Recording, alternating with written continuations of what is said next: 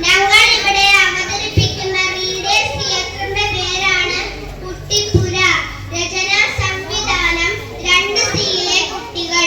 ഇതിലെ കഥാപാത്രങ്ങൾ സാവിത്രിക്കുട്ടി ഐഷ, അച്ഛൻ സ്റ്റീവ്, വേലു ഇൻസാഫ്, നാണു നൂറ.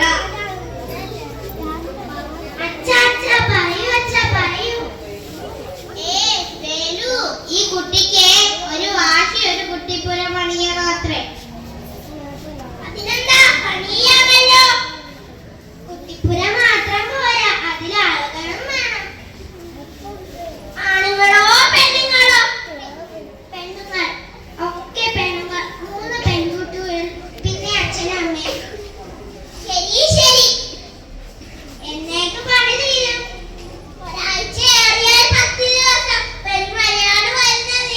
ഈ മഴക്കാലത്ത് മറ്റു പണികളൊന്നും ഉണ്ടാവില്ല. ഈ കുട്ടിപ്പുരയുടെ പണി കിട്ടിയത് നന്നായി.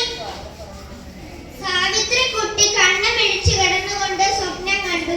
അവൾ തോർത്തമുണ്ട് സാരിയായി കരുതിയെടുത്ത് കുട്ടിപ്പുരയിൽ നടക്കുന്നത് പോലെ സ്വന്തം കിടപ്പറയിൽ അങ്ങോട്ടും ഇങ്ങോട്ടും നടന്നു.